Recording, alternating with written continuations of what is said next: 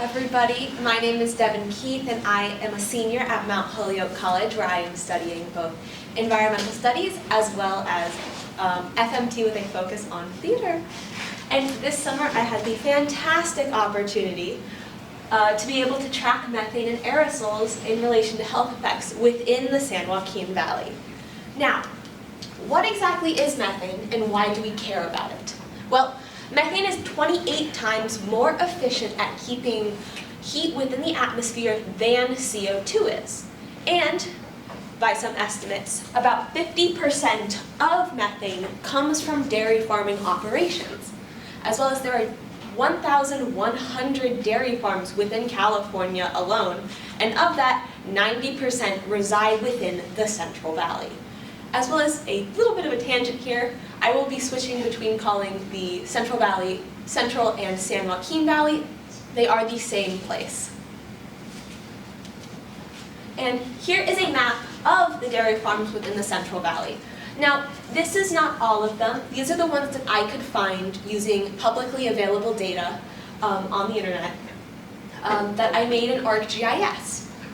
And as we can see, there appears to be a hotspot of dairy farms up in the Modesto Madera region, as well as down in the Visalia Tulare region. Now, we were lucky enough to have the NASA's P3 research plane take us over that area on July 2nd. And as you can see here, we went up north around the Sierra Nevada mountains, and then down south through the valley. As well as I will be using research collected from the June 18th, 2016 flight, because it was the last flight with another AMS. What an AMS is we will get to in a second.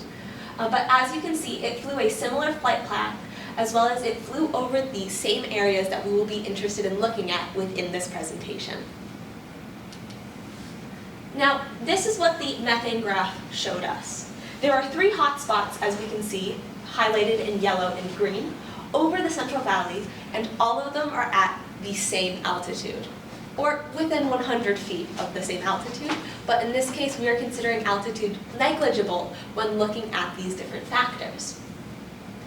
And this entire flight took us about 2.5 hours to complete, and within that time the temperature within the valley didn't change too much, meaning we also do not have to account for temperature when looking at the factors that could be causing these hotspots.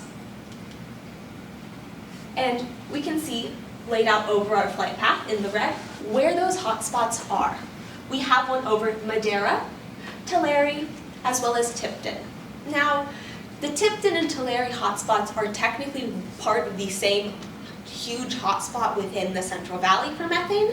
However, for prosperity's sake, I will be splitting them into 2 different areas for analysis. But again, why do we care about methane? Well, I am using it as a tracer gas. Oftentimes, with such a large population of cattle, there needs to be some way to feed them. And these agricultural efforts are oftentimes what cause these high levels of PM1. We'll get into PM1 in another second. But the hypothesis I am going off of is that methane and particulate matter 1 emissions are around the same areas.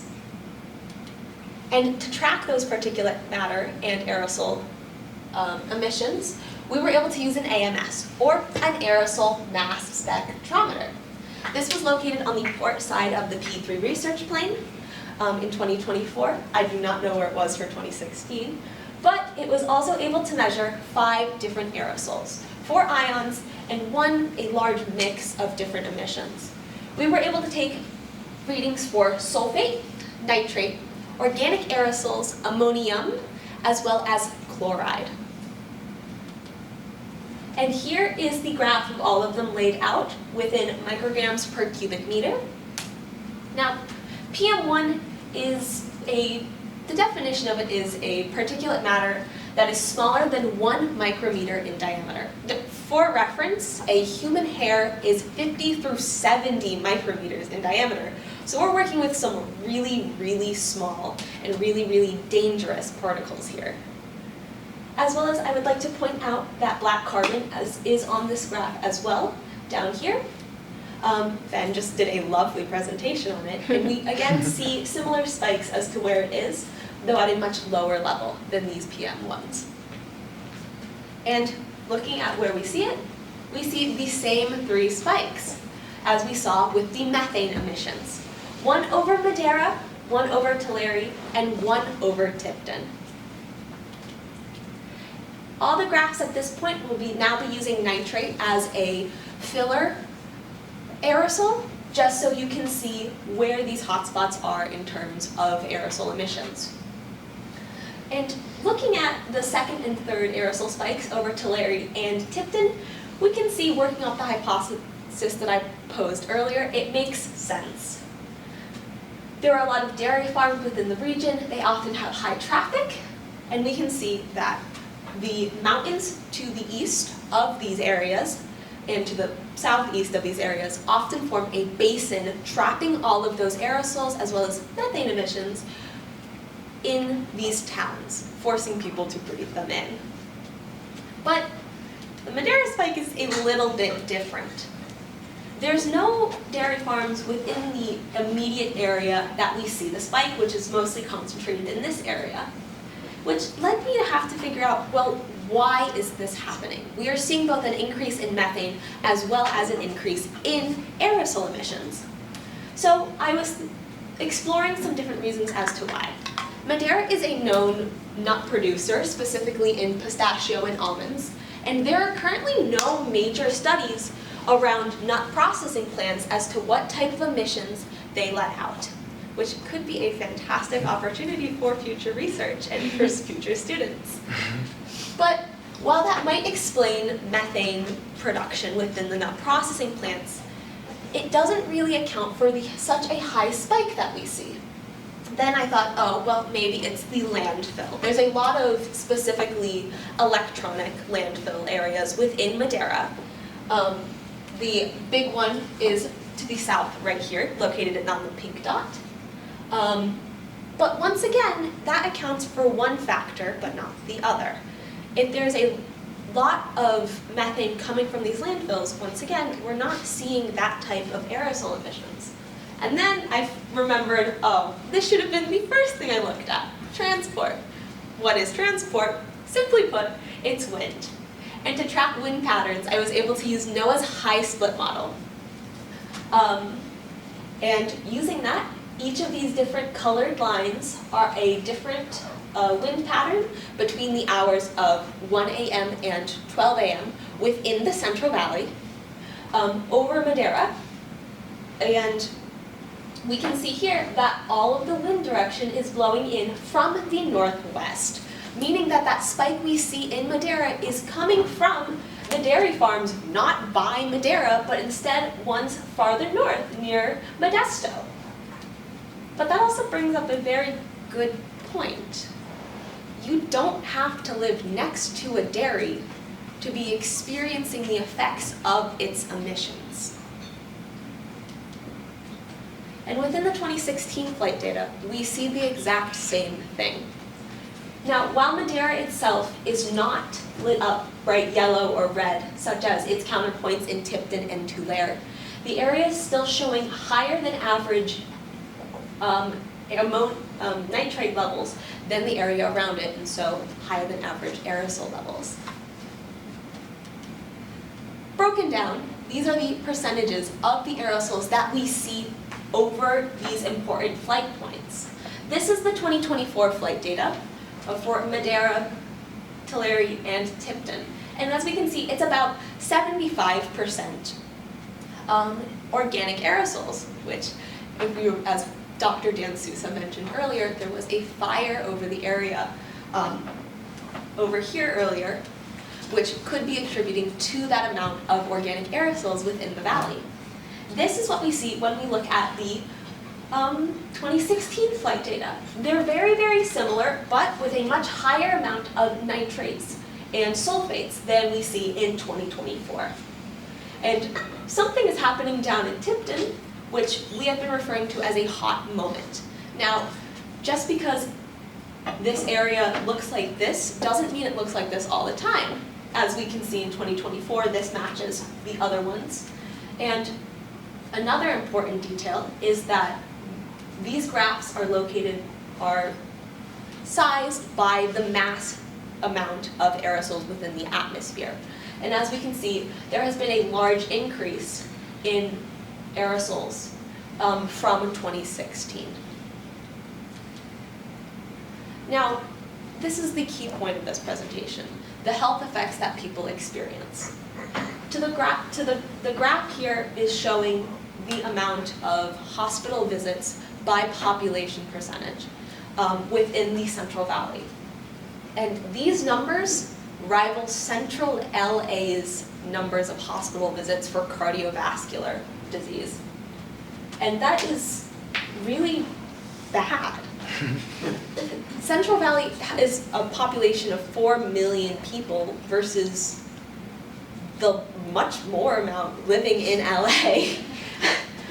And once again, we can see there's a hot spot in cardiovascular visits in Madera, Tulare, and Tipton. But that's not all PM1 can do. It can cause or worsen other health effects, such as asthma, allergies, cardiovascular disease, as well as chronic obstructive pulmonary disease. But luckily, there are plans that are being instated for future actions.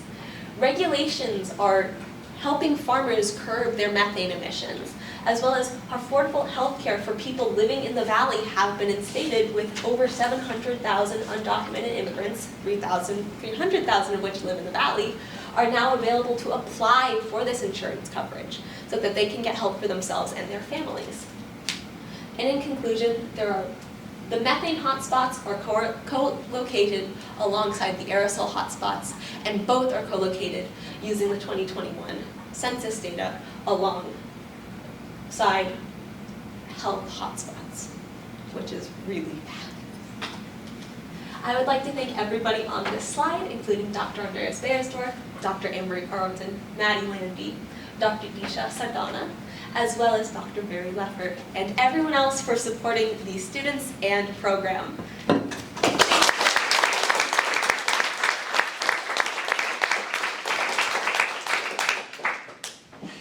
there any questions? Yes, Katie. Hi. First of all, that was amazing. Thank you. Secondly, could you return to slide 10?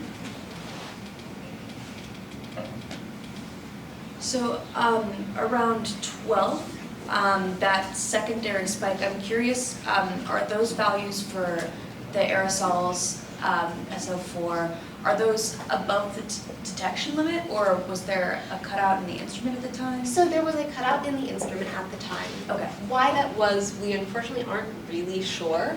However, the data that we collected here was over the course of 1 minute and shows a consistent and long spike within this data, and it's also expected to see a spike over Tulare due to the fact of the just amount of dairy farms within the area.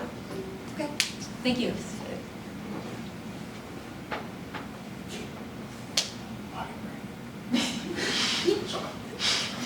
There will be a break after my presentation. No, I said that was a potty break. Oh, okay. It's like instrument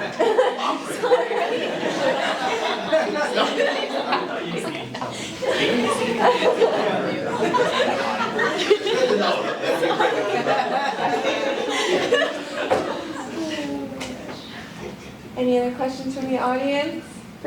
Yep. So from online, Gao Chen asks, do you know Discover AQ flew the same area? I unfortunately don't know much about the Discover AQ flight. I would love to look into it after this program, because I'm so happy that we have access to this data. I will definitely look into that. Thank you so much for the suggestion. And that's in the winter, so it'd be a nice comparison too. Oh, lovely. Great. Well, good job, Devin. Thank you.